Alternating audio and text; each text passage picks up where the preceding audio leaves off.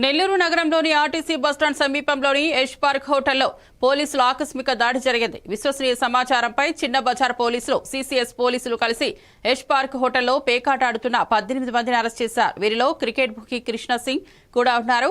అదుపులో తీసుకున్న వారిలోకి వ్యక్తుల వద్ద నుంచి సుమారు 1,96,000 రూపాయల నగదు, పేకముక్కలు స్వాధీనం చేసుకున్నారు.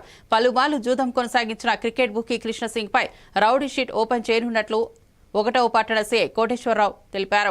నగరంలోని పలు లాడ్జీలలో జూదు, వ్యభిచార కార్యక్రమాలు నడుస్తున్నాయని అక్కడి ప్రజలు, సామాజిక సంఘాల వారు తీవ్ర విమర్శలు వ్యక్తం చేస్తున్నారు. ఈ ముద్రిత చర్యల ద్వారా నగరంలో చలామణిలో ఉన్న ఇలాంటి అక్రమ కార్యకలాపాలను అడ్డుకోవాలని అధికారులు భావిస్తున్నారు. కొంతమంది జూదోలు ప్యాక్ ఆడుతున్నారని తెలిసింది, ఆర్గనైజ్డ్ క్రైమ్గా. దాని మీద మేము కంబైన్డ్ ఆపరేషన్ సిసిఎస్సిఐ సీతారామయ్య గారు కంబైన్డ్ ఆపరేషన్గా వెళ్ళి పెద్దల ప్రొసీడింగ్ తీసుకొని, పోలీస్ పర్మిషన్ తీసుకొని డిఎస్పీ గారి దగ్గర నుంచి వెళ్ళిపోయి రైడ్ చేయగా అక్కడ 18 మెంబర్స్ ప్యాక్ ఆడుతూ ఉన్నారు. వీళ్ళ కృష్ణ సింగ్ అని పాత హ్యాబిచువల్ ప్లేయరు. ఇతను ఎన్నిసార్లు అరెస్ట్ చేసినా, ఎంత సస్పెండ్ చేసినా ఇతను మార్పు లేదు. ఇతన్ని మొన్న మధ్య రీసెంట్గా 1 మంత్ బ్యాక్ కూడా అరెస్ట్ చేశాము.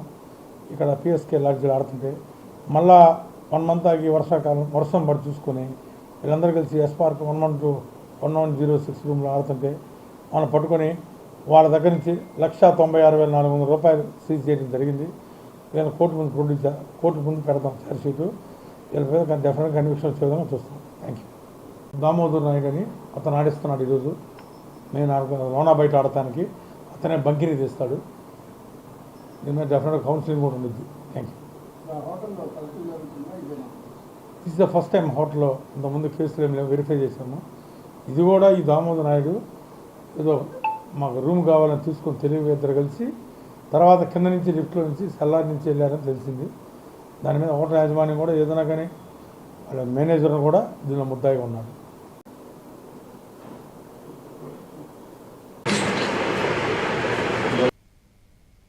పశ్చిమ